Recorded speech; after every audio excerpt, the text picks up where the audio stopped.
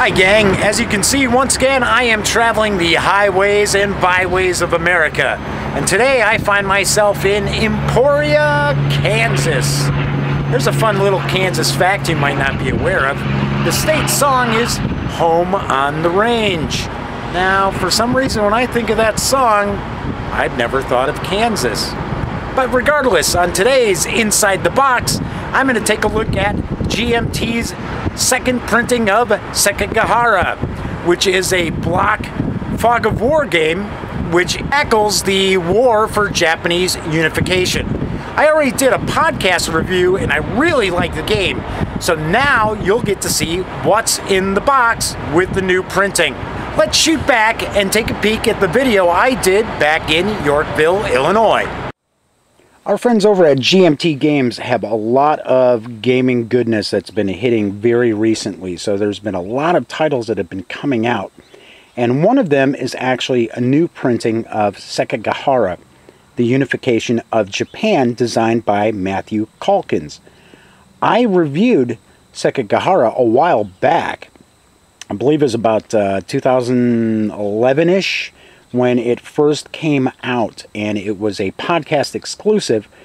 There isn't a written review for Sekigahara, so I'm going to kind of go through what's in the box, but also do a little mini review because I actually really liked Sekigahara. It is a block-style fog of war game, but it's more introductory, really. So let's take a look at the back, and this is a pretty heavy box because it's full of wooden blocks. And you're looking for a two-player game. It is low complexity, according to GMT, and I will agree with that. It's very, very easy to learn. It is not a solitaire game by any stretch of the imagination. So it is ranked a 1 for low. So let's flip this on over and take a look at what's in the box. And I have to point out, I am once again enjoying some nice weather out here, some outside, and unfortunately there's a lot of wasps and yellow jackets floating around. So here we have the rule book. It's pretty short and it is illustrated in color. It's going to talk about the different blocks, the game pieces. It is fairly card driven as far as the game goes. There's other components as well. So it's talking about the different locations. You utilize point-to-point movement, as you'll see in a lot of block games. It talks about the setup, movement phase, mustering your troops, combat, loyalty, which I found very interesting in the game, that you can have units that change sides, because that did happen historically. And you have the two different factions. One is indicated by yellow, the other indicated by black. So you have the Ishida and Tokugawa factions. Special rules for specific individuals. And all in all, the reality is you're looking at 12 pages of rules. Then you've got some historical notes talking about the actual unification of Japan. Very interesting stuff here. And then of course some designer notes. All in all, you're looking at 20 pages. Then we have the reference cards. So there are two, one for each player. Talking about buying movement, moving stacks, and they're single-sided. As I mentioned, this is a low complexity game, but it doesn't mean that it's not a challenging game. Then we have the stickers that you're going to put on the blocks. And then we have a very, very nice mounted map. So I'm going to move that to the side. We'll open this map up. And I know one of the issues that I had previously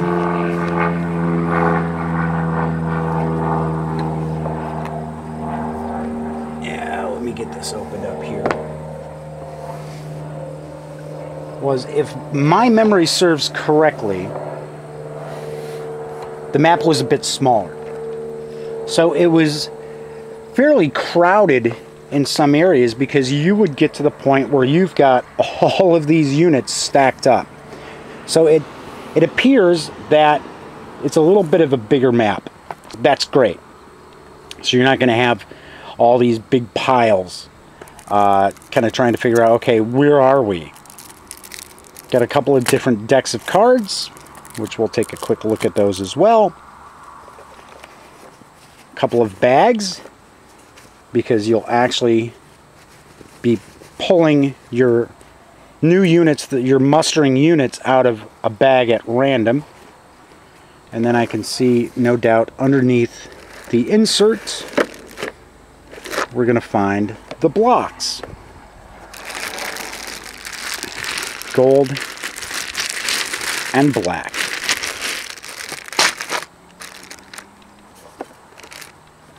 So let's take a quick look at the two decks of cards. So we have the Ishida deck and the Tokugawa deck. And I'm not going to tell you which faction ended up winning. Read some history, folks. So you'll see there's Loyalty Challenge. It's going to talk about the different, I believe it's daimyos. And when you're playing the game, you have to actually utilize a card which will match that specific leader to be able to fight. So they're fairly basic cards. I mean, there isn't a lot to it. They're just showing the different factions in that. Or I should say, different leaders.